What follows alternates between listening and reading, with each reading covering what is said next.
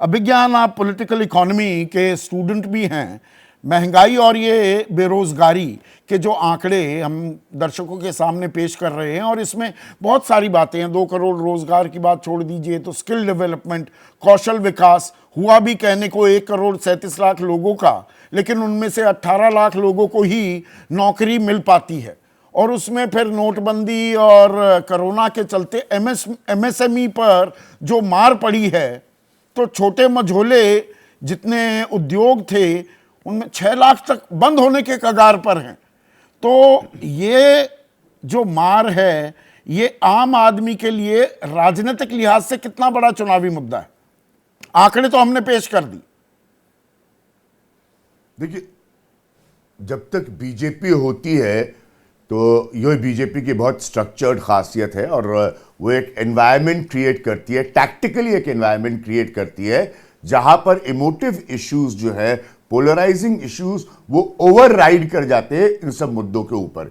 ये बीजेपी की यूएसपी है। अन्यथा अगर इन आंकड़ों को हम देखें और समझें, और शायद प्रदीप जी आपसे कह रहे थे कि आप 1016 बार बता चुके किसी आंकड़े को, हाँ। तो अब तक उनका प्रभाव हो जाता, बट हाँ। ये टैक्टिकली ऐसा होता है। अब सेकंड पॉइंट जो ज्यादा गंभीर है किसी भी गवर्नमेंट के लिए, BJP, Congress, and they've all dealt with it, your maximum employment, सबसे ज्यादा आपके जो एम्प्लॉयमेंट है वो आज भी प्राइवेट और अनऑर्गेनाइज सेक्टर से आता है। ये थोड़ा सा बारीक है समझने के लिए, क्योंकि ये किसी भी सरकार के फिस्कल मैनेजमेंट से जुड़ा होता है। पर्टिकुलरली मोदी सरकार, जिसकी बहुत ही ज्यादा इफेक्टिव उसके लिए उसकी वेलफेयर स्कीम्स रही हैं। वेलफेयर स्कीम्स यानी कि उसका भुगतान जो है उस बिल का आपको सरकार जो टैक्स कलेक्ट कर रही है उससे करना पड़ता है। तो ये चीजें लोग समझ नहीं पाते कि सब आपस में इंटरलिंक्ड है।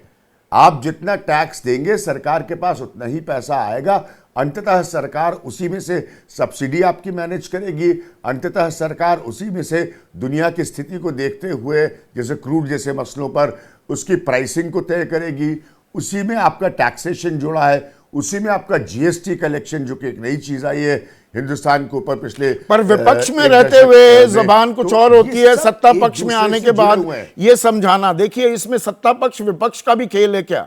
ये बीजेपी की मजबूती और विपक्ष की कमजोरी है क्या? विपक्ष ने यही सवाल झेले, पर आज वही सवाल वो उतनी मजबूती से नहीं उठा पाते क्या? ये बड़ा अच्छा पॉइंट है, इसको थोड़ा हाईलाइट।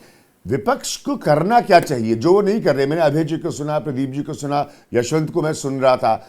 वो सरल स्ट्रक्चर्ड तरीके से नहीं बता पाती, जिस इफेक्टिविटी से बीजेपी बता पाती है कि ये है आर्थिक मुद्दा आपके सामने और इससे ये है आपके जीवन का नुकसान, चाहे वो बेरोजगारी हो। ये हमने जरूर इतिहास में देखा है राजनीतिक तौर पर कि करप्शन ज्यादा इफेक्टिव मुद्दा साबित होता है जब जनता तय कर लेती है और जनता उसको एक्सेप्ट कर लेती है। हाँ। कि हाँ फला गवर्नमेंट करप्ट है, जैसे उसने मनमोहन सिंह जैसे प्राइम मिनिस्टर करप्शन में महंगाई जुड़ गई। यहाँ महंगाई किसके साथ जोड़े, जो प्रदीप जी कह रहे थे, बिल्कुल वो सही बात है। और समझाना भी, अब 450 रुपए का अगर सिलेंडर बीजेपी की सरकार राजस्थान में दे सकती है, पूरे देश में क्यों नहीं दे सकती केंद्र सरकार? ये सवाल विपक्ष को पूछना होगा और तरीके से पूछना होगा, पर वो पूछ। संदीप, एक पॉइंट जल्दी से रखूंगा। हाँ,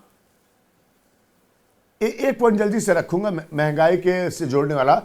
अगर सिर्फ कोई समझा सके कि जैसे जैसे महंगाई बढ़ रही है, अर्थात रेट ऑफ इन्फ्लेशन, क्या आपके घर की आमदनी उसी प्रोपोर्शन में, उसी औसत में बढ़ रही है, तो फिर आप समझिए कि महंगाई आपको कहां ले जाकर कितनी बुरी तरह से मार सकती है। आहिस्ता आहिस्ता आपको समझ में भी नहीं आएगा कि आपके साथ क्या हो रहा है। बिल्कुल, और आपकी जेब में पैसे कितने बचते हैं।